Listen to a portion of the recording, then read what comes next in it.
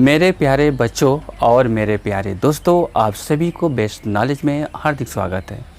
दोस्तों, मैं इंग्लिश में एक सेंटेंस से हम लोग 5 सेंटेंस सीखने वाले हैं, जिसका नाम है, पहला है नेगेटिव, दूसरा है इंट्रोगेटिव, तीसरा है क्वेश्चन सेंटेंस यानी कि आस्क क्वेश्चन, और चौथा है टेक क्वेश्चन, और पांचवा यदि एग्जाम में या कहीं बोलने का आवश्यकता पड़ जाए यानी कि एक साथ नेगेटिव और इंट्रोगेटिव दोनों एक साथ यदि एग्जाम में पूछे तो हम लोग कैसे बनाएंगे। और आप सबसे सलाह है मेरा कि आप लोग बहुत रट लिए, अब रटना बंद कीजिए, अब समझना शुरू कीजिए, और समझेंगे तो आप एक समझेंगे तो लाखों बना लेंगे, लेकिन अगर 5 रटेंगे तो 5 ही आप लोग को याद होगा।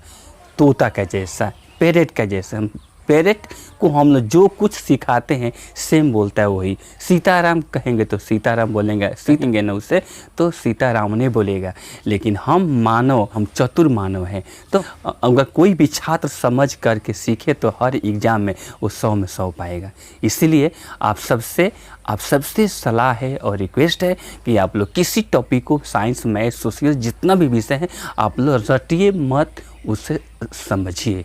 समझेंगे तो बहुत लाभ में रहेंगे। ये आप लोग को 5 सेंटेंस में एक सेंटेंस बना करके दिखाऊंगा, और एक सीख लोगे आप ना तो पूरे दुनिया का कोई लाखों करोड़ों कोई भी सेंटेंस आए तो उसी रास्ते से बना पाओगे, और वैसा सेम बनेगा, ये पूरा विश्वास कीजिएगा। बशर्ते कि आप लोग एक बार इस वीडियो को शुरू से अंत तक देखिए, और देखने के बाद कमेंट कीजिएगा कि मेरा कहना सही था या नहीं था। तो चलते हैं, सुनिए।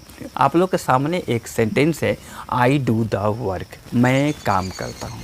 अब इसी एक से आप लोग को बनाना है हम लोग। देखिए, अब यहाँ पर लिखा हुआ ना, आई डू द वर्क, यानी कि मैं काम करता हूँ। अब कोई पूछे कि इस सेंटेंस का क्या नाम है, तो इसको बोलते हैं एफर्मेटिव सेंटेंस। यानी कि कोई भी सेंटेंस सब्जेक्ट से शुरू होता है तो उसको बोलते हैं हम लोग एफर्मेटिव सेंटेंस या असर्टिव सेंटेंस का नाम से जाना जाता है। तो आई डू द वर्क से बनाना है हम लोग का negative, interrogative, ask question, take question. तो ये बनाने से पहले हम लोग को समझना होगा कि इसमें सब्जेक्ट के बाद हेल्पिंग वर्ब है या नहीं है। खूब ध्यान से सुनिएगा। दुनिया का कोई भी सेंटेंस हो, अगर आप लोग को negative, interrogative, ask question, take question बनाने के लिए आ जाए तो हम लोग कैसे बनाएंगे। सबसे पहले समझना होगा कि उस वाक्य में, यानी कि सब्जेक्ट के बाद और मेन वर्ब के पहले बीच में हेल्पिंग वर्ब है कि नहीं है। यदि हेल्पिंग वर्ब होगा, राम इज ईटिंग राइस या he is going to Lanka, जिस वाक्य में आप लोगों का सब्जेक्ट के बाद कोई भी सहायक क्रिया दिखाई न दे, तो इसका मतलब कि वो 12 टेंस में से केवल 2 ही टेंस में से किसी एक टेंस का होगा। यानी कि हम लोग जानते हैं कि 12 टेंस के अंदर केवल 2 टेंस ऐसे होते हैं जिसमें कि कोई भी हेल्पिंग वर्ब का यूज नहीं किया जाता है। वो है T1 T5। अब आप कहेंगे T1 T5 क्या था? मेरा लास्ट वीडियो टेंस का पार्ट 1 में मैं अच्छी तरह से समझाया हूँ कि ये T1, T2, T3, T4, T5 क्या है, आप लोग लीजिएगा।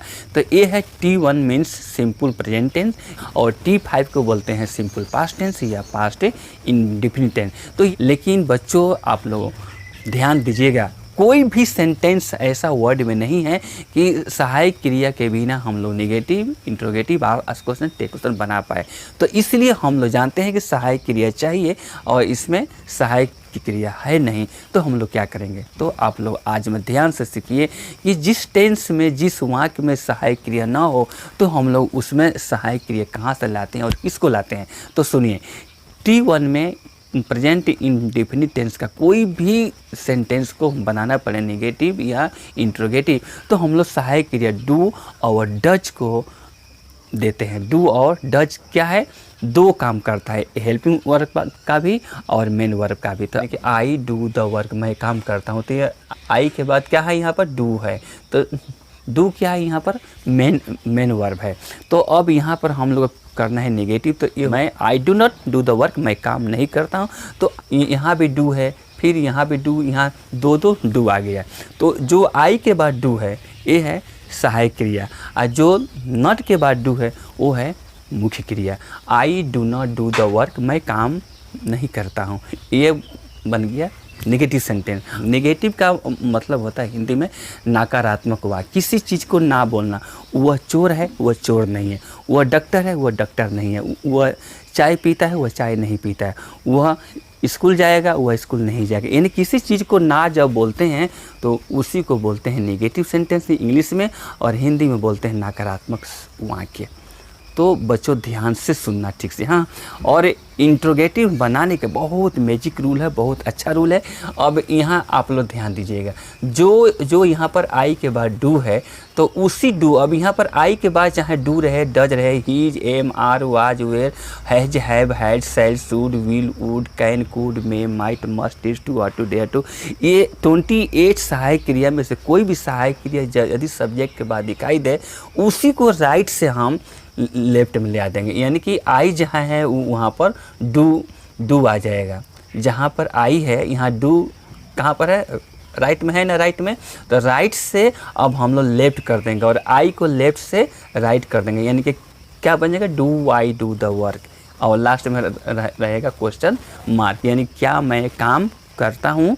यानी कि देखिए अब जो पहला वाक्य कि आई डू द वर्क, इसको कहेंगे हिंदी में मैं काम करता हूँ, और नेगेटिव जो बना है I do not do the work है तो इसको कहेंगे मैं काम नहीं करता हूँ, और do I do the work जो मैं लिखा हूँ इसको कहेंगे क्या मैं काम करता हूँ। ये हेल्पिंग वर्ब से जो बनता है सेंटेंस ना, उसका रिप्लाई आता है येस में मिलेगा ही, नहीं तो नो मिलेगा। अब आपसे हम पूछें कि क्या आप चाय पीते हैं, तो यदि पीते हैं तो हम बोलेंगे येस, हाँ यदि नहीं पीते हैं तो बोलेंगे नो, मैं नहीं, यानी कि नो, यानी कि हाँ बोलेंगे नहीं तो ना बोलेंगे। जिस सवाल का जवाब केवल हाँ या ना में या येस या नो में मिले उसी को बोलते हैं, जिसका नाम है इंट्रोगेटिव सेंटेंस। सब्जेक्ट के लेफ्ट साइड में सहायक क्रिया दिखाई जहाँ पर दे और लास्ट में क्वेश्चन मार्क हो तो that is called interrogative sentence. तो यानी कि जो सेंटेंस में सहायक क्रिया पहले आ जाए और क्वेश्चन मार्क लास्ट में आ जाए तो उसी को कहा जाता है इंट्रोगेटिव सेंटेंस। यदि किसी एग्जाम में या कोई पूछ दे कि नेगेटिव ऐसा सेंटेंस बनाओ तो उसमें नेगेटिव भी हो और इंट्रोगेटिव भी हो, दोनों बातें हो, तो हम लोग डू को तो लाएंगे पहले, do I not do the work होगा, या don't I do the work, या do I not do the work. क्या मैं काम नहीं करता हूँ, कुछ नहीं करना है, बस क्या करना है कि डू आई के नॉट, यानी कि आई के बाद नॉट देंगे। यदि हम सब्जेक्ट के बाद नॉट देना चाहते हैं सब्जेक्ट के बाद तो फुल नॉट देंगे, NOT देंगे। अगर हम चाहते हैं कि सब्जेक्ट के पहले हम नॉट दे तो उसको बोलते हैं शॉर्ट नॉट, यानी कि सहायक क्रिया के बिल्कुल पास में देंगे। Don't I do the work, don't I do the work, मैंने ऐसा कहेंगे, यानी कि don't I do the work या do I not do the work, क्या मैं काम नहीं करता हूँ, लेकिन क्वेश्चन मार्क लास्ट में चाहिए। इसको बोलते हैं निगेटिव और इंट्रोगेटिव एक साथ बनाने के लिए दोस्तों। इसलिए आप सबसे रिक्वेस्ट है कि यदि वीडियो मेरा अच्छा लगे तो आप लोग लाइक कीजिएगा, शेयर कीजिएगा और सब्सक्राइब कीजिएगा, ठीक है। तो अब सुनिए आगे, अब हम लोग को सीखना है क्वेश्चन बनाने के लिए। हम लोग दुनिया में किसी भी व्यक्ति से जितना भी सवाल करते हैं कि आपका नाम क्या है, आप कहाँ पर रहते हो, कब जाओगे, किसके साथ जाओगे, तो इसको हम लोग इंग्लिश में बनाते हैं। There are only 9 kinds of word, यानी क्वेश्चन वर्ड कहा गया है, इसका नाम 3 है, ask question, question word and WH family. और टोटल कितना है संख्या में 9 है, केवल 9 है। क्या सुनिए, what, where, when, why, which, whose, whom, how, who, ये 9 शब्द से ही बनाया जाता है। What, where, when, why, which, whose, whom, how, who, यानी कि 9 क्वेश्चन है। इसी 9 में से कोई ना कोई क्वेश्चन, यानी कि आप जितना भी क्वेश्चन पूछ ले किसी व्यक्ति से या एग्जाम में आ जाए, इस 9 के बाहर कोई सवाल होता ही नहीं है। तो हम लोग जब भी क्वेश्चन करना हो, चाहे बोलना हो, इंग्लिश में बात करना हो या एग्ज़ाम में लिखना हो, तो हम लोग को कोई दिक्कत नहीं है। आराम से इसी 9 जो फैमिली है इसका WH का जो 9 मेंबर्स है उसी में से एक को देंगे जहाँ पर ज़रूरत होता है। जैसे अब जहाँ पर है जो व्हाट का तो व्हाट देंगे, हुएर का तो हुएर देंगे, व्हेन का व्हेन देंगे, व्हाई का व्हाई, हु का हो, जो जिसका ज़रूरत जहाँ पड़ता है हम लोग वैसे देते हैं दोस्तों। तो ये कुछ नहीं है, बहुत बिल्कुल हार्ड नहीं है, बशर्ते कि ध्यान से समझोगे तब।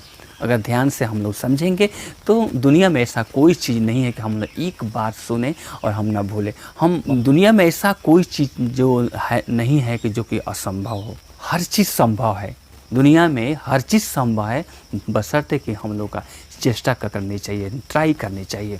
तो ठीक है, तो अब हम लोग बनाएंगे यानी कि क्वेश्चन बनाएंगे, यानी कि WH फैमिली। अब यहाँ है कि आई डू द वर्क, मैं एक काम करता हूँ, इसको बनाना है क्वेश्चन कि अब कोई पूछे कि मैं क्या करता हूँ, यानी कि आप क्या करते हो, तो ये होगा क्वेश्चन बनेगा व्हाट्स। मतलब क्या होता है, व्हाट डू यू डू, यानी कि आप क्या करते हो, What do you do? If the subject of affirmative sentence first person I and we, then they will be changed into second person at the time of ask question। यानी किसी को भी अगर ask question करना हो और affirmative sentence का subject I या we यानी कि फर्स्ट पर्सन में दिया गया हो, ये फिर से सुनिए ध्यान से। यदि किसी भी सेंटेंस में फर्स्ट पर्सन हो, आई चाहे वी सब्जेक्ट के रूप में, अब यहाँ आप लोग ध्यान से देख दीजिएगा, चाहे आई चाहे वी कोई भी फर्स्ट पर्सन होता है, उसको क्वेश्चन करना हो तो उस फर्स्ट पर्सन को हम लोग को सेकेंड पर्सन में चेंज करना ही पड़ेगा, यानी कि यू में चेंज करना ही पड़ेगा। इसलिए यहाँ पर आई का बन गया है, यू बन गया है, यानी कि व्हाट डू यू डू, आप क्या करते हो, तो उसका रिप्लाई मिलेगा मैं काम करता हूँ। तो सुनिए टेक क्वेश्चन। अब take question at the time of take question what do you do, हम लोग क्या करते हैं, तो यहाँ पर कुछ नहीं है। सुनिए, affirmative sentence will be written same, यानी कि एफर्मेटिव सेंटेंस जैसा होगा ना वैसे पहले हम सेम लिख लेंगे, कुछ चेंज नहीं करेंगे। क्या करेंगे, जैसा सेंटेंस दिया गया होगा एग्जाम में उसको, जैसे क्या है आई डू द वर्क, तो हम लोग यहाँ लिख लेंगे आई डू द, यानी कि आई डू द वर्क, यानी कि जैसा सेंटेंस लिखा होगा उसमें कुछ भी no word will be change, कोई भी शब्द को नहीं बदलेंगे, बिल्कुल same I do the work लिख देंगे। तब क्या करेंगे, कमा दे देंगे, और कमा देने के बाद क्या करेंगे, अब उसमें देखेंगे कमा के बाद में सहायक क्रिया चाहिए, तो सहायक क्रिया हम लोग जानते हैं कि इस टेंस में डू या डज लगता है। तो अब यहाँ पर एक टेक्निक जान लीजिए, यानी कि आई के बाद क्या है, डू है। अब डू में देखना है कि डू का नाम है मुख्य क्रिया, यानी कि मेन वर्ब है। अगर मेन वर्ब में डू के अंत में एस या ई एस या आई ई एस दिया गया हो, अगर एस दिया गया होगा तो कमा के बाद में डज लगेगा।